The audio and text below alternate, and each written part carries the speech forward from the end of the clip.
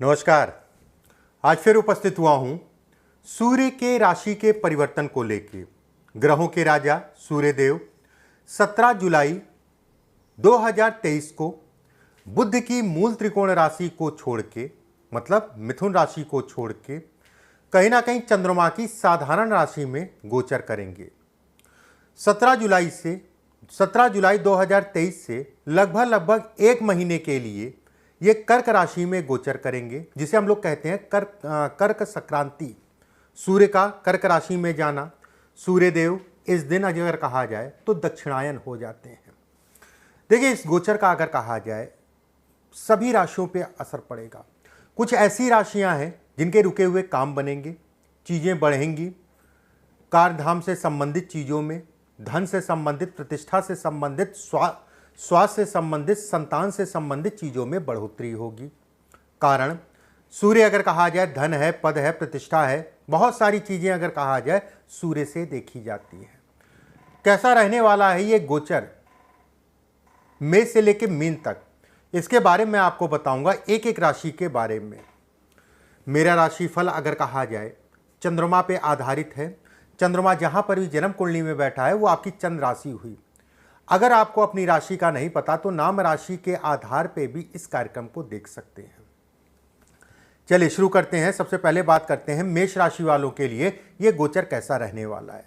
देखिए, मेष राशि वालों के लिए पंचमेश, पंचम का स्वामी होकर चतुर्थ में, और कहीं ना कहीं देवगुरु बृहस्पति से ये समय अगर कहा जाए, सूर्य से गुरु दशम में रहेंगे और गुरु से अगर कहा जाए चतुर्थ में सूर्य रहेंगे। ऐसे में नए कार्यों की शुरुआत, रुके हुए काम, फंसे हुए काम इस समय पे आपके बनेंगे। प्रयास ज़्यादा करिए। किसी प्रकार का स्थान के परिवर्तन से संबंधित चीज़ों के लिए समय अच्छा है। स्वास्थ्य से संबंधित चीज़ों में लापरवाही मत बरतिएगा। और खासकर अगर कहा जाए घर परिवार में सूर्य अगर कहें तो बड़े बूढ़ों को दिखाते हैं, बुजुर्गों को दिखाते हैं, पिता को दिखाते हैं। पिता के स्वास्थ्य का ध्यान रखिएगा, संबंधों का ध्यान रखिएगा। भाग्य का पूर्ण रूप से साथ मिलेगा। कार्यक्षेत्र के अंतर्गत ये राशि का परिवर्तन ये कहता है। विद्यार्थियों के लिए नए नए विकल्प मिलेंगे। जो लोग प्रेमी जुगल हैं, पंचम का स्वामी चतुर्थ में बुध और चंद्रमा के साथ किसी प्रकार से अपने घर परिवार से बातचीत करना चाह रहे हैं, अपने प्रेम को विवाह में बदलने के लिए, उन लोगों को इस समय पे मानसिक पीड़ा होगी, तनाव होगा, उसमें कोई दो राय नहीं है। वहीं शनि से अगर कहा जाए ये गोचर छठे में है। शनि से गोचर का छठे भाव में होना कहीं ना कहीं यात्राओं को दिखाता है, यात्राओं से संबंधित चीज़ों में लाभ को दिखाता है। विदेश यात्रा या घर से दूर जाके काम करने से संबंधित चीज़ों को दिखाता है। और थोड़ा सा कोई जल्दबाजी मत रखिएगा, देख दाख के काम करिएगा, कहीं ना कहीं सफलता को भी इंगित करता है। मेष राशि वालों के लिए ये गोचर अगर कहा जाए सूर्य का अच्छा कहलाएगा। बात करते हैं वृषभ राशि वालों के लिए। देखिए, आपकी राशि से तृतीय भाव में ये गोचर होगा।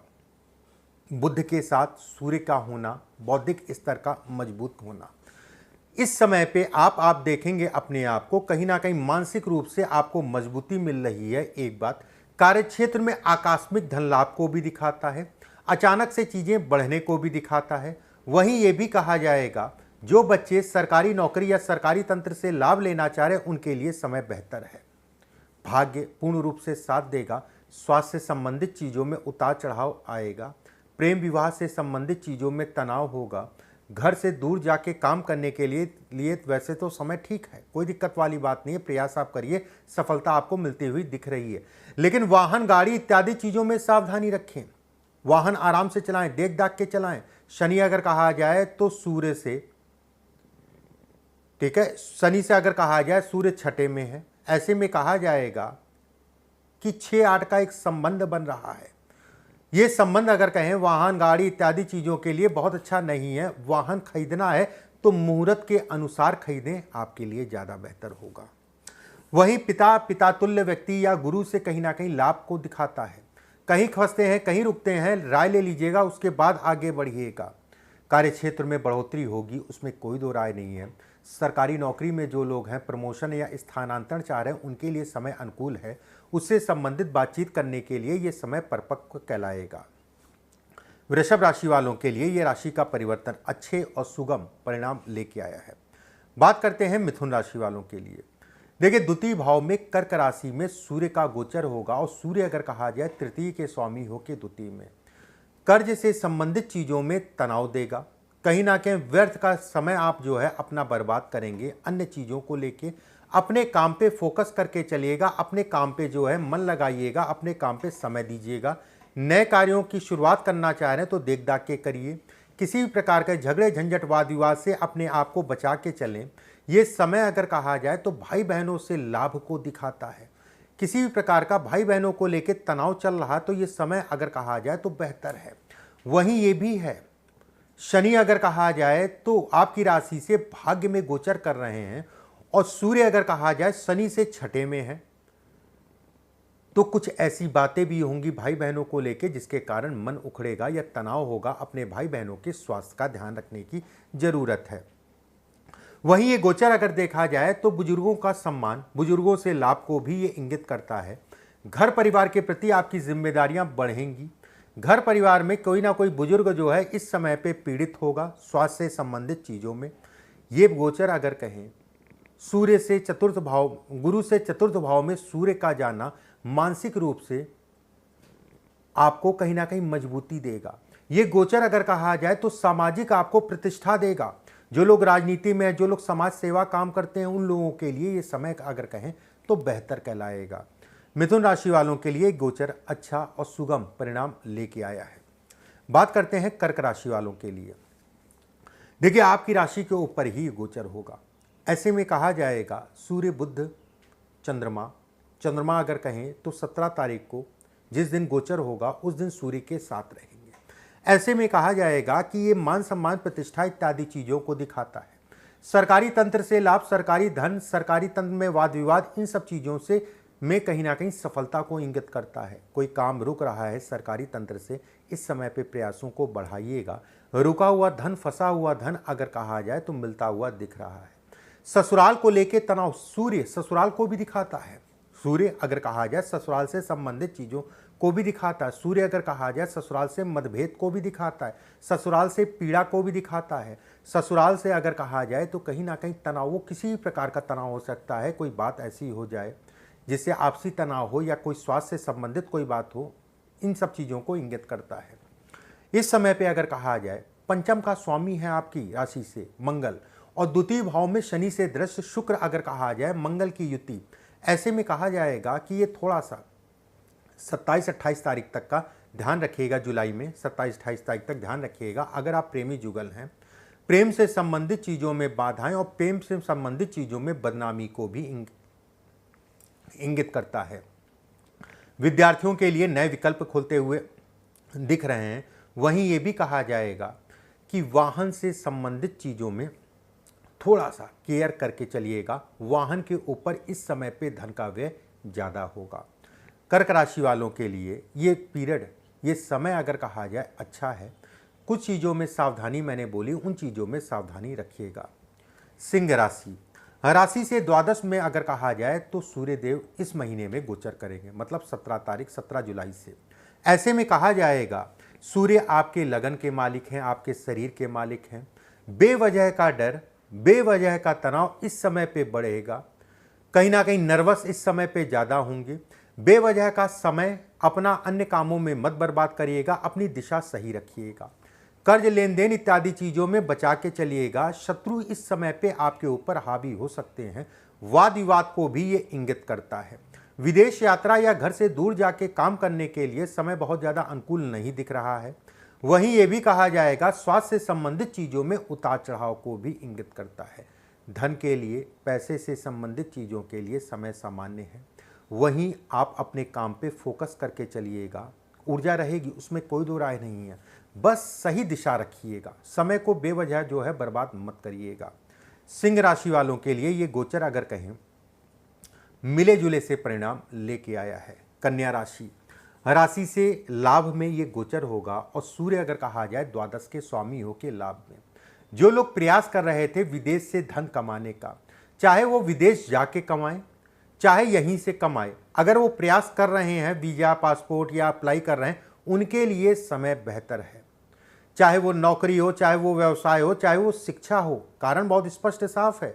सूर्य की सप्तम दृष्टि अगर कहा जाए शिक्षा के भाव पे पड़ेगी, और शनि अगर कहा जाए तो शनि से छठे भाव में सूर्य का होना, ठीक है। ऐसे में कहा जाएगा कि ये कहीं ना कहीं आपको इस समय पे विदेश जाने के लिए तत्पर करेगा। बुध के साथ होने के कारण भाग्य पूर्ण रूप से साथ देगा। धन की बात अगर कहा जाए तो बेहद अच्छा समय, आकस्मिक धन लाभ को भी ये समय दिखाता है। रुका हुआ धन, फंसा हुआ धन अपने प्रयास, अपनी मेहनत से आप जो है इस समय पे निकाल लेंगे। वहीं ये भी कहा जाएगा वैवाहिक जीवन में जीवन साथी के स्वास्थ्य में उतार चढ़ाव आएगा। स्वास्थ्य से संबंधित चीज़ों में सावधानी रखें। कन्या राशि वालों के लिए ये गोचर बेहद अच्छा है, धन के दृष्टिकोण से, काम के दृष्टिकोण से। तुला राशि, राशि से लाभ के स्वामी के सूर्य अगर कहा जाए दशम में इस समय पे गोचर करेंगे। ऐसे में कहा जाएगा कि नए कार्यों की शुरुआत करने के लिए, निवेश करने के लिए समय अनुकूल है। नए कार्यों की शुरुआत, रुके हुए काम आपके जो फंस रहे थे, रुक रहा था, या किसी से कोई लाभ लेना चाह रहे, किसी से बातचीत करना चाह रहे, उनके लिए समय अनुकूल कहलाएगा। वहीं भाग्य का पूर्ण रूप से साथ मिलेगा। यात्राओं से संबंधित चीज़ों में दिक्कतें आपकी कम होंगी। मकान बनाना है उसके लिए समय अच्छा है, मकान बेचना है उसके लिए समय अच्छा है। मित्रों का साथ मिलेगा। अगर आप व्यवसायी हैं तो कहीं ना कहीं आपके लिए ये समय अनुकूल कहलाएगा। वैवाहिक जीवन की बात करें तो अच्छा कहलाएगा। विवाह से संबंधित चीज़ों में बाधाएं कम होंगी।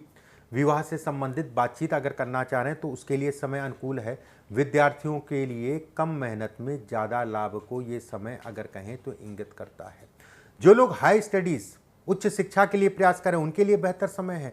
जो लोग पढ़ाई के साथ में व्यवसाय भी करना चाहते हैं उनके लिए भी समय अनुकूल है। तुला राशि वालों के लिए अगर कहा जाए ये गोचर अच्छे और सुगम परिणाम लेके आया है। बात करते हैं वृश्चिक राशि वालों के लिए। राशि से नवे भाव जो कि भाग्य का भाव है उसमें सूर्यदेव गोचर करेंगे कर्म के स्वामी होके। ऐसे में कहा जाएगा कि भाग्य और मेहनत दोनों ही ये महीना मांगता है। मतलब 17 तारीख से 17 तारीख तक ये महीना मांगता है। यात्राओं से संबंधित चीज़ों में बेवजह का तनाव होगा, लेकिन यात्राएं अगर आप लगे रहे तो यात्रा अगर कहा जाए तो कहीं ना कहीं सफलता भी मिलेगी। किसी प्रकार का निवेश इत्यादि चीज़ें सोच समझ के करिए। मैं मना नहीं कर रहा हूँ, कर सकते हैं, लेकिन देख दाख के करिए। वहीं ये भी कहा जाएगा कि बुजुर्गों का सम्मान, बुजुर्गों का आदर करके चलिएगा। कुछ ऐसे लोग मिलेंगे जो आपको दिशा देंगे, आपके कार्य में सहयोग करेंगे। और कहीं ना कहीं ये भी है कि कोई ऐसा व्यक्ति मिलेगा जो आपको एक प्लेटफॉर्म बना के देगा या व्यवस्था करेगा उस प्लेटफॉर्म की। मित्रों का सहयोग कम मिलेगा। अपनी मेहनत पे ज़्यादा भरोसा रखिएगा। किसी पे बहुत ज़्यादा डिपेंड मत होइएगा। सहयोग कम मिलेगा, ठीक है, इस चीज़ का ध्यान रखिए। वहीं ये भी कहा जाएगा भाई बहनों को लेकर तनाव, भाई बहनों से मतभेद को भी ये कहीं ना कहीं सूर्य का राशि का परिवर्तन दिखाता है। क्रोध पे नियंत्रण करके चलिए। अपने काम और काम के प्रति पूर्ण रूप से वफादार होके चलिए। ये भी कहा जाएगा कि शनि अगर कहा जाए चतुर्थ में है और सूर्य से छठे में, शनि से सूर्य अगर कहा जाए छठे में, ऐसे में ये भी इंगित करता है कि व्यक्ति अपने क्रोध के कारण अपने कर्म क्षेत्र का नुकसान करेगा। तो थोड़ा सा क्रोध मत करिएगा, कोई जल्दबाजी मत करिएगा अपने काम में। पता हड़ी पड़ी में जो है आपने नौकरी छोड़ दी, उसके बाद भटक रहे हैं, या हड़ी पड़ी में जो है कोई बनता हुआ काम जो है अपने क्रोध के कारण अपनी चीज़ों का नुकसान कर लिया। थोड़ा सा धैर्य से चलिएगा। बाकी सूर्य का राशि का परिवर्तन अगर कहा जाए तो आपके लिए अच्छा है। बात करते हैं धनु राशि वालों के लिए। धनु राशि वालों के लिए अगर कहें स्वास्थ्य का विशेष ध्यान, बेवजह की सिरदर्दी, बेवजह का तनाव, बदनामी के योग बनते हैं। गलत कार्यों से अपने आप को बचा के चलें। अगर आप सरकारी नौकरी या अन्य कोई ऐसा गलत कार्य करते हैं थोड़ा सा परहेज करके चलिएगा। वहीं भाग्य का स्वामी होकर अष्टम में सूर्य का जाना, शनि से छठे में होना, अपने पिता के स्वास्थ्य का ध्यान रखिए। पिता से मतभेद या पिता को लेके कोई ना कोई तनाव इत्यादि चीज़ों को दिखाता है। विद्यार्थियों के लिए समय अगर कहा जाए तो अनुकूल है। उच्च शिक्षा से संबंधित चीज़ों के लिए समय अनुकूल है। इस समय पे हड्डियों से संबंधित, कमर में दर्द से संबंधित या घुटने से संबंधित समस्याएं आपको हो सकती हैं। अगर आप व्यवसायी हैं तो नए कार्यों से करना चाह रहे हैं तो बहुत सावधानी से करिएगा, देख दाख के करिएगा, व्यवस्थाएं देख लीजिएगा, मार्केट की स्थिति देखिएगा, उसके बाद आगे बढ़िएगा। वैवाहिक जीवन में तनाव और वैवाहिकता, जो भी आपका जीवन साथी है, चाहे स्त्री है चाहे पुरुष है, उसको लेके कहीं ना कहीं मन खट्टा या तनाव हो सकता है इस समय पे। धनु राशि वालों के लिए ये राशि का परिवर्तन मिले जुले से परिणाम लेके आया है। बात करते हैं मकर राशि वालों के लिए। मकर राशि वालों के लिए आपकी राशि से सप्तम भाव में सूर्य का गोचर होगा। सूर्य अगर कहा जाए अष्टम के स्वामी हो के सप्तम में, शनि से छठे में, ऐसे में कहा जाएगा कि वैवाहिक जीवन में सावधानी रखें। पीछे से अगर कोई वाद विवाद चल रहा था तो ये समय अगर कहें तो वाद विवाद को बढ़ाएगा। जो लोग गलत कार्य मतलब गुप्त लगाओ, ठीक है, विवाह हो गया उसके बाद भी जो है ये बेहद खराब है। अष्टम का स्वामी है, बदनामी, उसके बाद सप्तम में सूर्य गोचर करेंगे इस समय पे। वहीं शनि अगर कहा जाए तो आपके कुटुंब में है, द्वितीय भाव में है और छठे में है, वाद विवाद बढ़ेगा। इस चीज़ का ध्यान रखिएगा। इन कामों को बंद कर दीजिए या फिर बेहद सावधान होके ही चलिएगा। सूर्य और बुध और सूर्य अगर कहा जाए सप्तम में है, कहीं ना कहीं ये भी कहा जाएगा कि वैवाहिक जीवन में पूर्ण रूप से समर्पित रहिएगा।